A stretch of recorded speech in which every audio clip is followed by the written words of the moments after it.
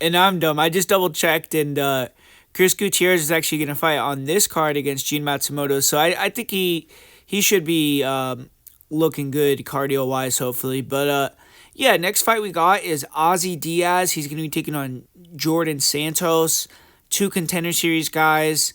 Ozzy is making the drop down to 185 pounds again. He had his first 9 fights at 185, went up to 205 to fight on Contender Series against Joe Pyfer in 2022 and lost that fight, but he had 3 more fights at 205 after that and won those two before his UFC debut where he got violently knocked out by Ming Yang Zhang. So making a short turnaround after that knockout, he's fighting only 3.5 months later, 34 years old, dropping down in weight, so kind of worrying in my opinion. And for Djorden Santos, he's another one of these big Brazilian prospects. I feel like for a period there, Brazil was quiet in the UFC world, but recently they've been making a lot of noise again, and Santos is trying to continue that trend in this debut. And coming off an upset win on Contender Series, he's 10-1. He's the younger guy. He is the favorite. And Santos' striking looks improved. He used to be a little bit wild and kind of just rely on his athleticism and length. Now he's gotten much better at moving his head, and he'll slip and rip with counter hooks or rear crosses. His uppercuts, his 1-2s, 3-2s look improved.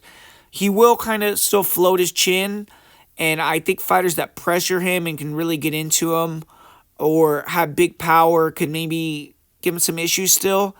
But his striking looks solid for this weight class, and he has speed, he has good pressure, he's pretty sharp. This fight, he's facing a guy with decent stand-up that's long, so he definitely needs to be on point in terms of pulling back with his chin high and things like that. But he's never been finished, so he is durable, and he likes to grapple. He will brawl or kind of get wild to close the distance, but once he gets that upper body lock kind of takedown position, he can push guys against the fence. He can hit takedowns to get you to the ground. Previous fights, I've seen him kind of pull guard, and I think he believes in his jiu-jitsu a little too much, but he's getting smarter. His last fight, he fought a wrestler and had a sprawl and brawl game plan. So I think that his fight IQ looks like it's there. I think that he has good potential. I mean, his athleticism and his cardio are on point. He has a well-rounded skill set, and he just has to keep improving. But Ozzy Diaz, 79-inch reach, primarily a boxer. He's a front foot pressure fighter. He cuts the cage off. He'll use the jab, throw 1-2s. He tends to not really move his head very much. He kind of relies on his speed and his reach, and he'll try to just throw those straight punches out at you. But fighters who can counter his jab with big hooks or, just time him and land can definitely hurt him. He has been knocked out more than once. But in this fight, he needs to use his feints, his jab, maintain distance, throw leg kicks, pressure, and then once Santos, you feel him wilting a bit, maybe go in and try to land a big knockout shot. But I don't see either guy, or I don't see Diaz really being able to defend takedowns. He isn't bad off his back, and he'll use his guard to stay safe, but I just feel like his takedown defense is not that good. He did get his back taken in multiple fights that I've seen recently. Even though he hasn't had like a decision win or a lot of long fights, when you do wrestle him, it seems like he is good at surviving and then coming back strong. His conditioning looks decent.